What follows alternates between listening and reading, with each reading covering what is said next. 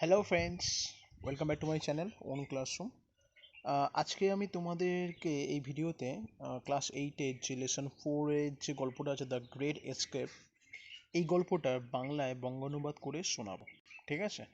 তো তোমরাও বইটা বার করে পাশে রেখো যাতে করে তোমাদেরও বুঝতে অনেকটাই সুবিধা হয়। ওকে, চলো তাহলে শুরু করা যাক আজকে গল্প। দেখো, আমি লেটস রিড থেকেই পড়বো। ঠিক আছে? মানে এই প্রথম দিকে যে লেখকের ইন্ট্রোডাকশন আছে সেটা পড়ে লাভ নেই, তো আমি লেটস রিড থেকেই পড়বো। ঠিক আছে? আমি এখান থেকে পড়ছি। ওকে। Netaji Subhash Chandra Bose was one of the most famous Indian nationalist leader who fought for India's independence from British rule. Netaji Subhash Chandra Basu হলেন অন্যতম ভারতীয় জাতীয়তাবাদী নেতা যিনি ইংরেজ শাসন থেকে ভারতের স্বাধীনতা লাভের জন্য লড়াই করেছিল। To this purpose he founded the Indian national army. এই দরকারের জন্যই তিনি ইন্ডিয়ান ন্যাশনাল আর্মির খোঁজ করেছিল, হুইচ ইনক্লুড সরি, বড় হয়ে গেল এটা একটু, দাঁড়াও এক সেকেন্ড, দাও তোমাদের স্ক্রিনে মাপিয়ে রাখলে সুবিধা হবে তোমাদের। Which include women's regiment too, যার মধ্যে একটি মহিলাদেরও গোষ্ঠী ছিল। In 1941, the British government put Subhas under house arrest, that is confined him in his own house. 1941-এ ইংরেজ সরকার সুভাষকে গ্রেপ্তার করেছিল, অর্থাৎ তাকে তার নিজের বাড়িতেই গৃহবন্দী করা হয়েছিল। The following narrative describe the exciting and courageous escape of Subhas Bose from the clutches of the British to continue his struggle for India's freedom. নিচের বিবরণটিতে ভারত স্বাধীনতা সংগ্রামে চালানোর জন্য ইংরেজ কবল থেকে সুভাষ বোসের উত্তেজক ও সাহসিকতার মাধ্যমে যে পালিয়ে যাওয়া ঘটনাটা আছে সেটারই বর্ণনা দেওয়া হলো।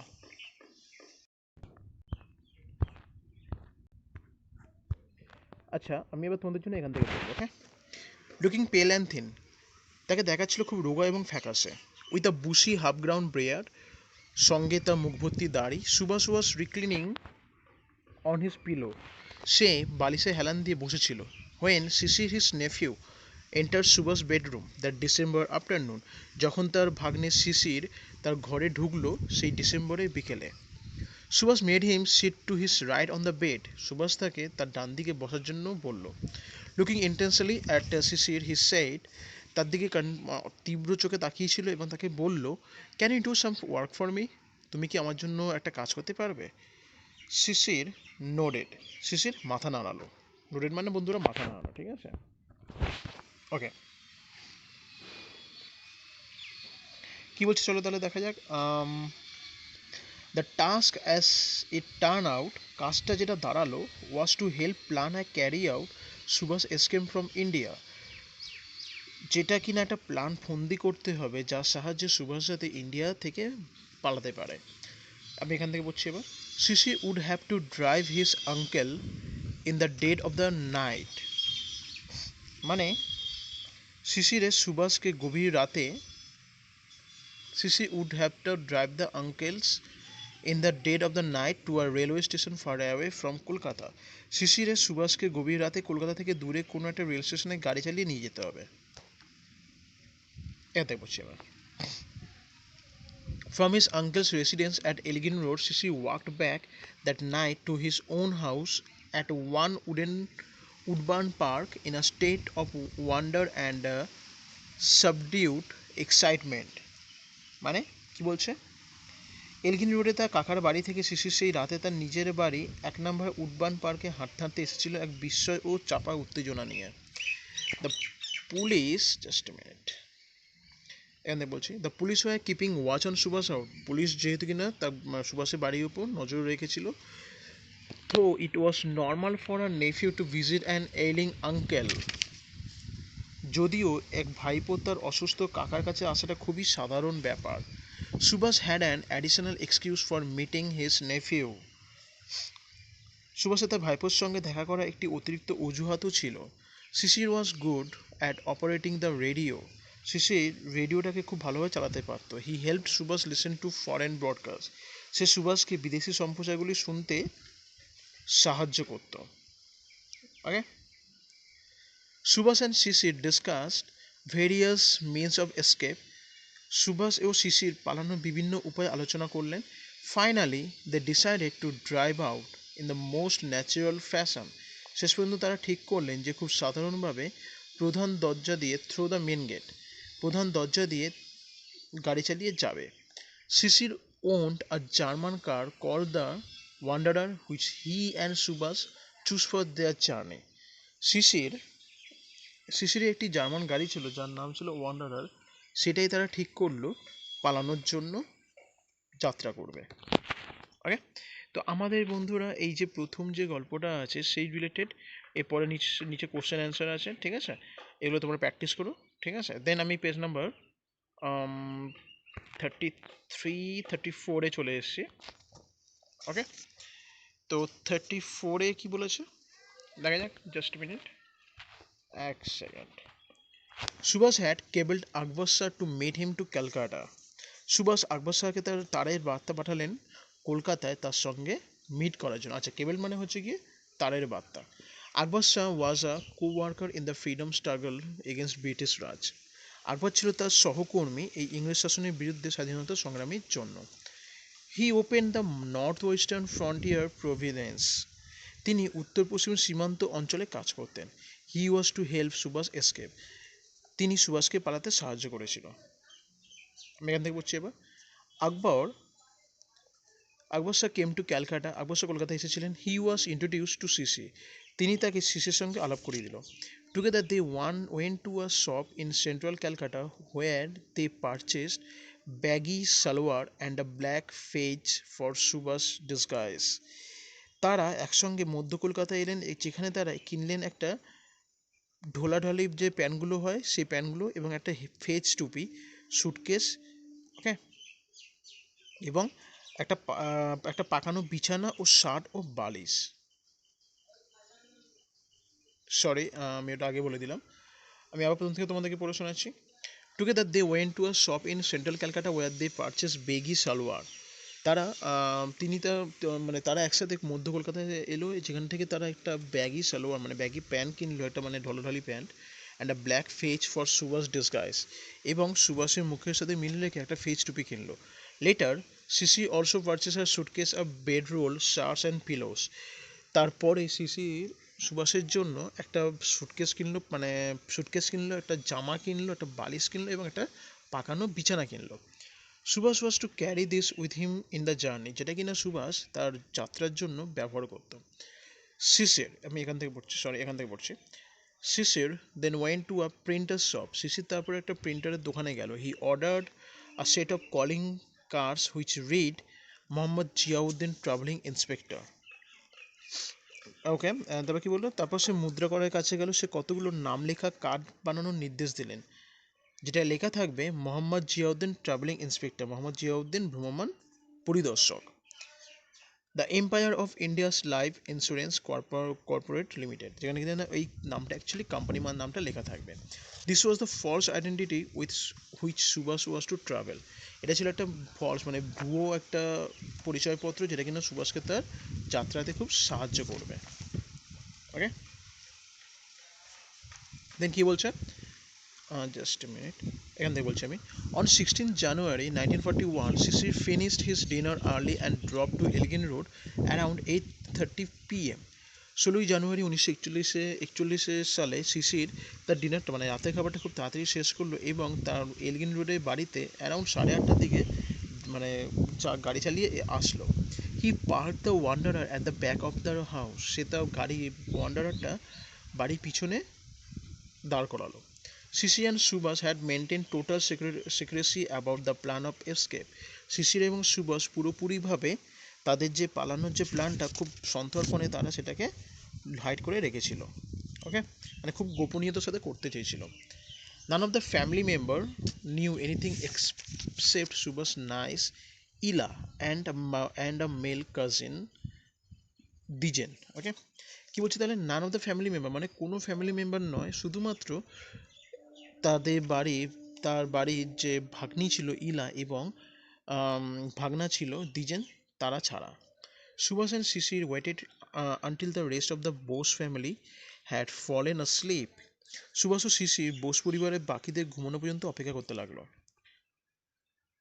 ওকে, Subhash had changed into his disguise as Mohammad Ziauddin. Subhash Mohammad গিয়াসউদ্দিনের হিসেবে তার ছদ্মবেশ ধারণ করলো। He was dressed in a long brown coat, baggy salwar and black fez. সে তিনি একটা লম্বা খয়েরি কোট, ঢোলা পাজামা প্যান্ট ও কালো একটা ফেস টুপি পরে নিলেন। ওকে, হ্যাঁ ঠিক আছে, আমি এবার এখান থেকে বলছি। He wore gold wire rimmed spectacles, তার চোখে ছিল সোনালি ফ্রেমের একটা চশমা। It was 1:35 AM, the night was moonlit, তখন সময় ছিল 1:35, রাত্রিটা জ্যোৎস্নাময় ছিল। Dwijen signal from at upstair window that no policeman was nearby. Dwijen কী করলো, সিঁড়িতে দাঁড়িয়ে ওপর দিকে সিঁড়িতে দাঁড়িয়ে সিগন্যাল দিল যে কোনো পুলিশম্যান ধারে কাছে নেই।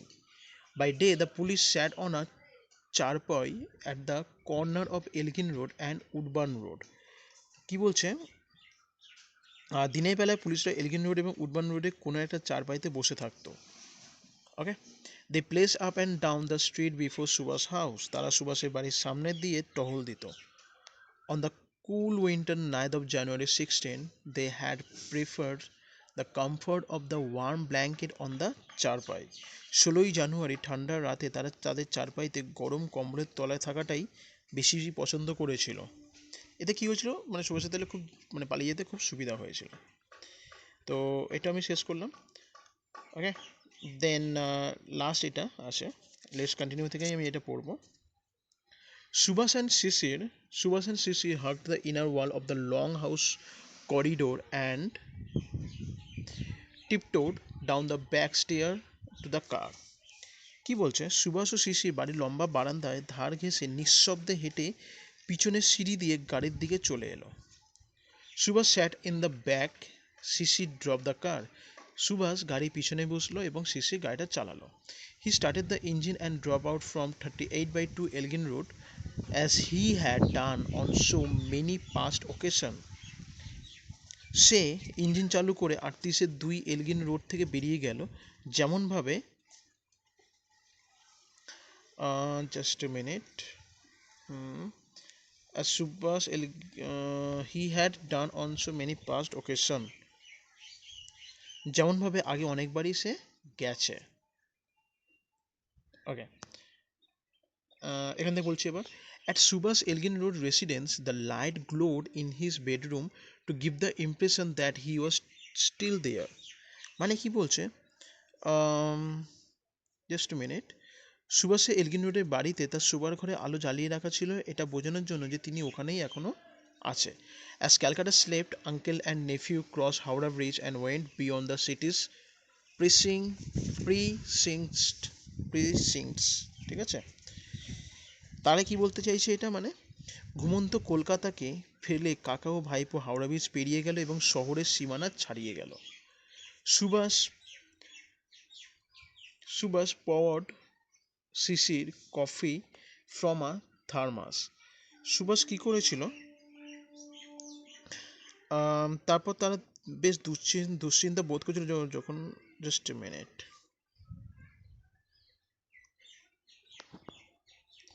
As Calcutta slept, uncle, okay, presses Subhas poured Sisir coffee from a thermos. Okay, মানে কি বলছে, সুভাষের জন্য থার্মাসে একটা তিনি কফি দিয়ে দিয়েছিল, গরম কফিটা। They share a few anxious moments together when the car engine faltered ons.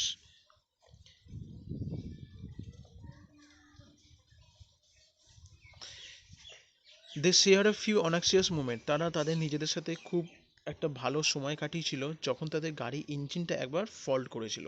Started again and Sisi dashed at high speed through the dark night. সেটা সেই ইঞ্জিনে যখন আবার চালু হলো, শিশির তখন কী করলো, খুব জোরে গাড়িটা চালিয়ে বেরিয়ে গেল সেই রাতের অন্ধকারে।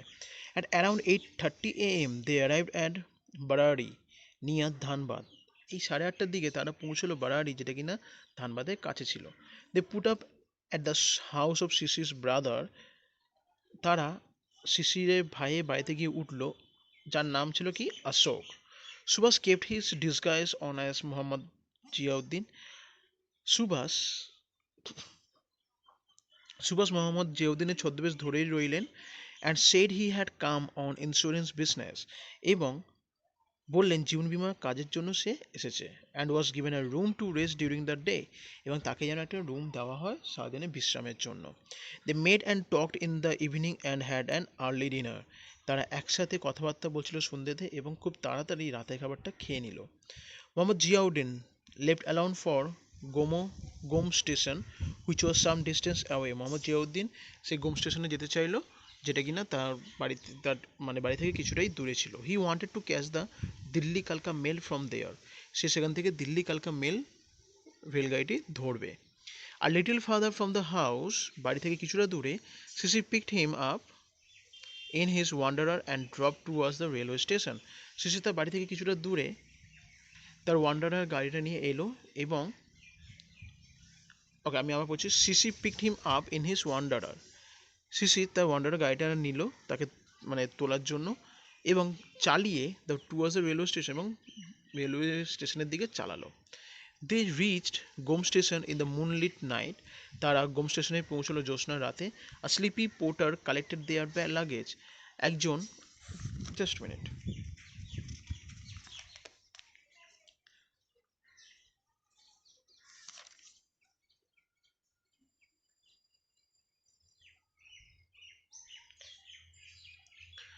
ওকে they reach Gomoh station in the moonlit night. তারা গোম স্টেশনে পৌঁছলো জ্যোৎস্নার রাতে। আর স্লিপি পোর্টার মানে একজন মানে ঘুমন্ত একজন কুলি মানে ঘুমোচ্ছিল, তাকে ডাকাতে যেমন হয় তেমনই বলছে, তাকে বলে sleepy portion. Sleepy porter collect their luggage sorry. একটা ঘুমন্ত কুলি বা নিদ্রাস্ত কুলি বলতে পারো যার যে কিনা তাদের ব্যাগেজটা ক্যারি করতে চাইলো। I am off, you go back. আমি যাচ্ছি, তুমি ফিরে যাও। সুভাষ সেইট পার্টিং ওয়ার্ডস। সুভাষ সেই পার্টিং বলতে বিদায়গ্রস্ত শব্দগুলো বলল। CC watched him mount the railway overbridge and walk across it with his usual majestic gait. শেষে তাকে দেখতে থাকলো রেল ওভারব্রিজের উপর উঠতে ও তার নিজস্ব রাজকীয় ভঙ্গিতে হেঁটে যেতে। He disappeared into the darkness toward the platform on the opposite side. উল্টো দিকে প্ল্যাটফর্মের দিকে এগিয়ে গিয়ে অন্ধকারে অদৃশ্য হয়ে গেলেন তিনি। দ্য দিল্লি কালকা মেল রিলিজ স্ট্রিম। দিল্লি কালকা মেলটা ধোঁয়া ছাড়লো। Sisi hear the rhythmic clatter of the wheels. সিসির চাকাগুলোর ছন্দবদ্ধ ঝমঝম শব্দটা শুনতে পেল এবং saw the train light moving away এবং দেখলো ট্রেনে আলোগুলো দূরে সরে যাচ্ছে। আচ্ছা, এবার যেটা একটা ব্যাপার বন্ধুরা, আমি তোমাদের একটাও গল্পের ওয়ার্ড নোটসগুলো বলিনি, তার জন্য এক্সট্রিমলি সরি ফর দ্যাট। আমি এখন বলে দেবো তোমাদেরকে, ঠিক আছে, প্রত্যেকটা ওয়ার্ড নোটের যে ওয়ার্ড মিনিংগুলো ছিল। আচ্ছা, তোমরা পেজ নাম্বার 32 একবার চলে আসো। ওখানে দেখবে রিক্লিনিং আছে। Just minute. ওকে, রিক্লিনিং বলছে, রিক্লিনিং মানে হচ্ছে কি লিনিং ব্যাক, মানে পিছনে হেলান দিয়ে বসার, মানে পিছনে হেলান দেওয়া। ওকে, দেন কি বলছে সাবান্ট। সাবান্ট মানে হচ্ছে কি হাস্ট, মানে কি বলছে চাপাভাবে, মানে চেপে রাখা কোনো কিছুকে। অ্যালিং মানে সিক মানে অসুস্থতা। অ্যাডিশনাল মানে এক্সট্রা মানে অতিরিক্ত। অপারেটিং মানে ফাংশন মানে অপারেট করা, মানে কোনো কিছুকে পরিচালনা করা। ব্রডকাস্ট রেডিও মেসেজ মানে রেডিওর দ্বারা বার্তা। ফ্যাশন মানে ওয়ে মানে কি বলছে পথ।